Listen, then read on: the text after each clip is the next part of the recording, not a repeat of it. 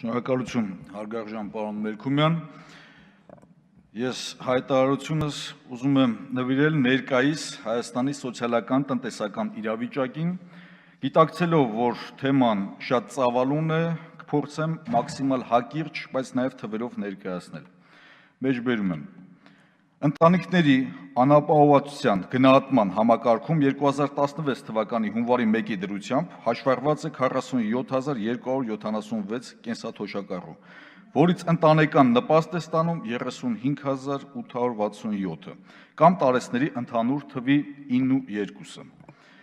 Աղքատության մակարդակը 2016-2017 թվականներին Հայաստանում կազմում է շուրջ 30%, բնակչության, եթե պաշտոնական նույն տվյալներին մենք նայենք, դա հասնում է շուրջ 1 միլիոն մարդու։ Միգրացիայի բարձր տեմպերին զուգընթաց ունենք նաև ցածր ծնելիության ցուցանիշներ եւ ըստ վիճակագրական տվյալների տնտեսական ակտիվ բնակչության առնվազն 5 քաղաքացիներից մեկը գործազուրկ է։ Եվ անդրադառնալով առհասարակ գործազրկության մակարդակի պաշտոնական տվյալներին, համեմատելով ԱՊՀ երկրների հետ 2011-2015 թվականների այս ժամանակահատվածում պետք է նաև եւս բարձրաձայնենք, որ Հայաստանի Հանրապետությունը ունի ամենավատ ցուցանիշները։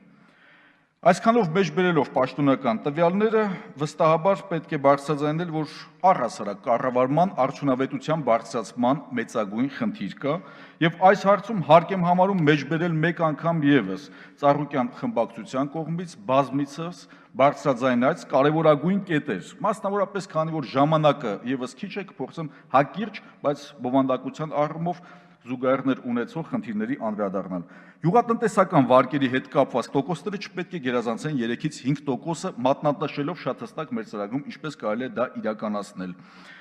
Նվազագույն աշխատավարձի հիմնախնդրին մատնանշելով աղբյուրը ինչպես կարելի է դա իրականացնել։ Հարկային պարտավորությունների չկատարման հետևանքով կուտակված շուրջ 60 միլիարդ Հայաստանի Հանրապետության դրամ ուժերի եւ տուգանքների մասով կիրառել հարկային համաներում, կտրուկ իջեցնել էլեկտրաէներգիայի սակագինը։ Այս հիմնախնդիրների հետ կապված մեր խմբակցությունն ու դաշինքը բազմաթիվ անգամ բարձրաձայնել է եւ շատ հստակ մատնանշել է, թե ինչպես կարելի է իրականացնել այս քաղաքականությունը։ Մասնավորապես ուզում եմ անդրադառնալ վերջին իրադարձություններին հանրապետությունում, որ Հայաստանի Հանրապետությունում մեր երկրի քաղաքացիների աշխատավարձը չբարձրանալու զուգահեռ, որովհետև տնտեսական ներքին համախառն արդյունք չբարձրանալու պարագայում մենք ունենք կարագի գնի գնաճ, որը որ հասնում է շուրջ 40%-ի,